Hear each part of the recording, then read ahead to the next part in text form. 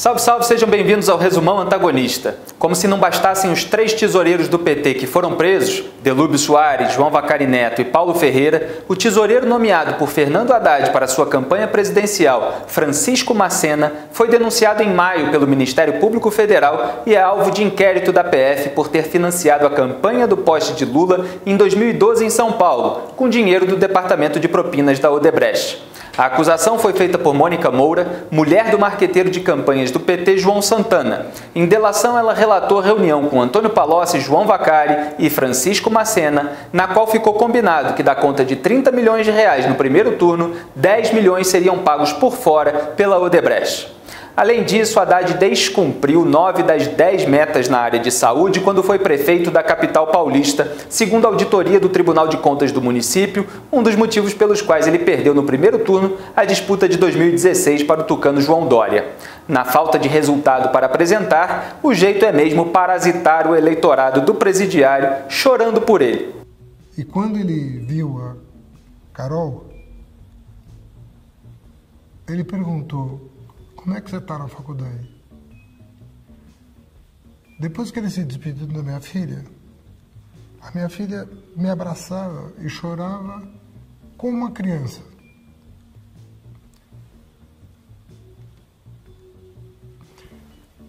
Me perguntando como é que ele pode estar preocupado comigo numa situação como essa. No Nordeste, o poste de Lula ainda disse: eu vejo os outros candidatos fazendo ataques na televisão. E a nossa campanha é só proposição, só amor, só paz, que é o que o brasileiro quer. Haddad, claro, nem precisou atacar Jair Bolsonaro para subir nas pesquisas. Ele contou com Ciro Gomes, Geraldo Alckmin e a imprensa para fazer isso por ele, além das polêmicas causadas por pessoas próximas a Bolsonaro, como sua ex-mulher Ana Cristina Vale e o general Hamilton Mourão. Depois de xingar o líder das pesquisas de nazista filho da puta, Ciro, por exemplo, ainda disse no Rio Grande do Norte que lá no sul do Brasil é muito forte o discurso nazista.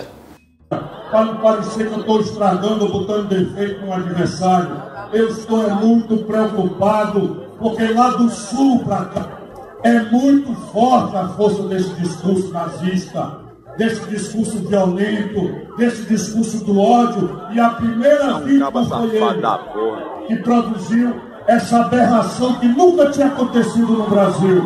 Agora o PT já pensa em anunciar no segundo turno que Ciro ocupará um ministério importante no eventual governo Haddad, que diz ter certeza da união com o PDT. Pintou a boquinha. Resta saber se haveria um lugar para Alckmin. Depois que o PSDB usou seu tempo de TV para atacar Bolsonaro como agressor de mulheres, contrário às empregadas domésticas e aos pobres, dos quais ainda pretenderia aumentar os impostos, Alckmin chamou a candidatura de Bolsonaro de folclórica e atacou a relação dele com o economista Paulo Guedes.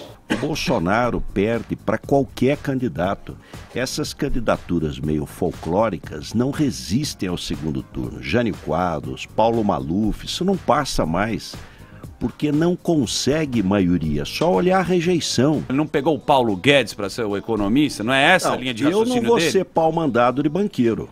Acho que o Brasil já viu o que banqueiro faz, né? Depois de chamar a facada que sofreu de atentado político, Bolsonaro disse no Hospital Albert Einstein que Haddad, Ciro e Alckmin são todos parecidos. Eu entendo que esse atentado sim, que no meu entender foi algo planejado. O senhor acha que foi um atentado político? Político, esse atentado político, na menor dúvida, porque me tirando de combate, você pega os 3, 4 próximos na relação, são muito parecidos. Mas o jardim de Bolsonaro também lhe trouxe espinhos. Há 12 dias do primeiro turno, a Folha destacou a manchete: ex-mulher afirmou ter sofrido ameaça de morte de Bolsonaro, diz Itamaraty. Segundo o documento de 2011, Ana Cristina afirmou à embaixada brasileira que saiu do Brasil por causa do deputado.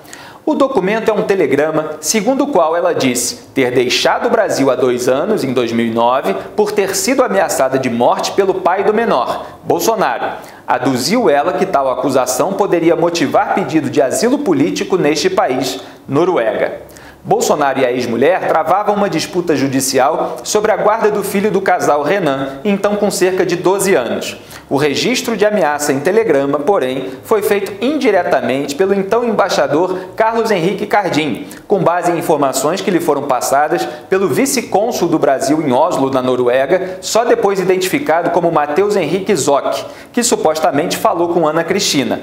Mas ela disse à Folha que o contato foi com seu marido norueguês, que disse a ela não ter falado nada sobre a ameaça.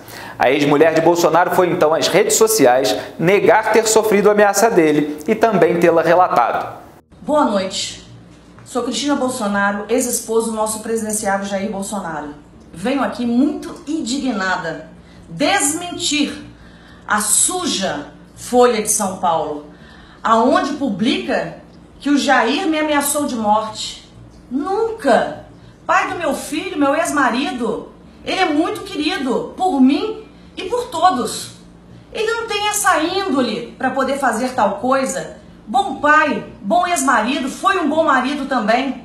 Espero que vocês acreditem. A cúpula do Itamaraty identificou um oficial de chancelaria como responsável pelo vazamento do telegrama do embaixador. O funcionário responderá a um processo disciplinar e corre risco de ser exonerado do serviço público. Eu, Felipe, fiz contato com o então vice-cônsul Matheus Henrique Zock, que se limitou a me dar o telefone da assessoria do Ministério das Relações Exteriores, que indicou que, conforme manda a lei, nem Zock nem ninguém do Itamaraty vai se pronunciar sobre o caso por envolver questões específicas de brasileiros no exterior. O atual marido de Ana Cristina, Jan Hansen, escreveu em seu Facebook que é pura mentira a informação de que ela pediu asilo na Noruega por medo do ex-marido, Bolsonaro. A repercussão de toda essa polêmica só ficou ofuscada pela intervenção verbal do general Mourão em assunto econômico há 10 dias da eleição. Em palestra no Rio Grande do Sul, o vice de Bolsonaro disse que o 13º salário e o pagamento do adicional de férias no Brasil são jabuticabas. Atrelada à reforma tributária, a implementação séria da reforma trabalhista. Né? Nós sabemos perfeitamente o custo que tem, não é, o trabalhador, essa questão do sindicato, do imposto sindical, etc. e tal, em cima da atividade produtiva. Né? É o maior custo que existe. E temos, né, algumas jabuticabas que a gente sabe que é uma mochila nas costas de todo empresário. Jabuticabas brasileiras, 13º salário. Né? Se a gente arrecada 12, como é que nós pagamos 13? É complicado.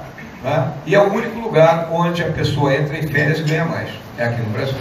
Né? Então são coisas nossas. A legislação que está aí, a legislação que é sempre, não é, aquela visão dita social, mas com o chapéu dos outros. Alckmin aproveitou para lançar a campanha Ele Não, 13º Sim. Gleisi Hoffmann e Lindbergh Farias também exploraram a fala nas redes sociais. E o PT emitiu nota defendendo o que chama de conquista histórica dos trabalhadores.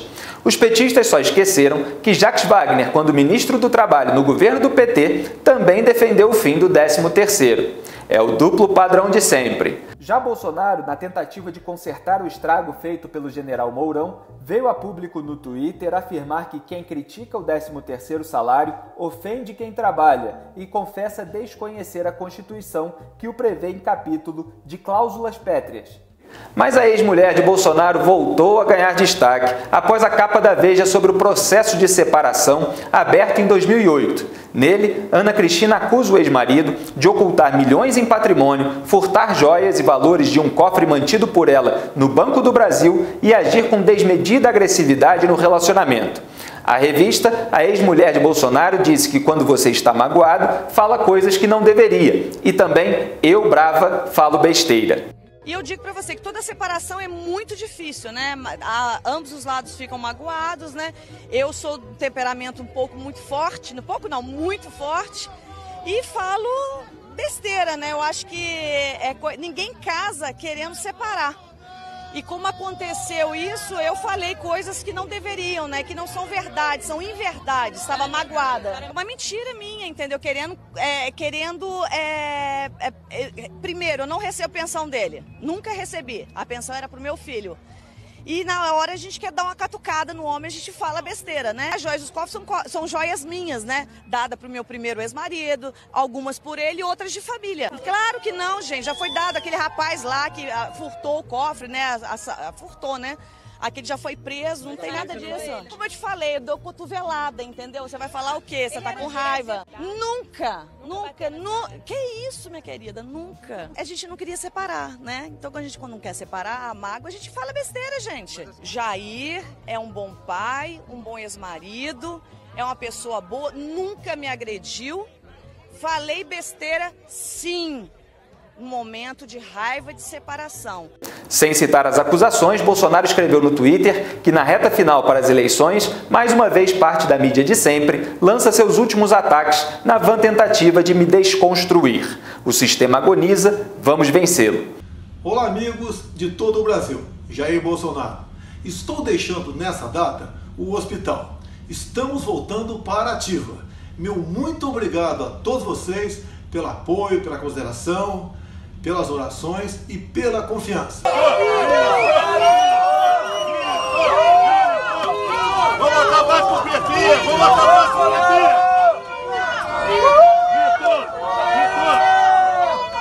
Vitor! Acaba com o PT, Vitor!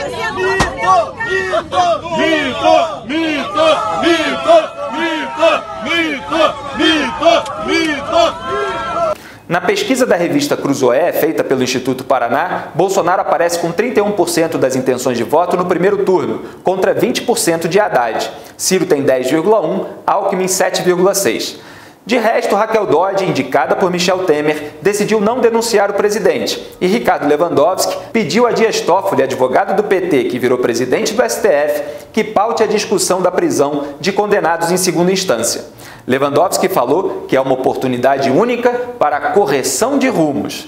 Pelo visto, Haddad não vai mesmo precisar dar indulto a Lula caso seja eleito. A correção de rumos do STF é para colocar o presidiário no rumo de um ministério em Brasília. Esse é o Resumão Antagonista, com o melhor da semana para vocês, leitores. Um grande abraço e até a próxima.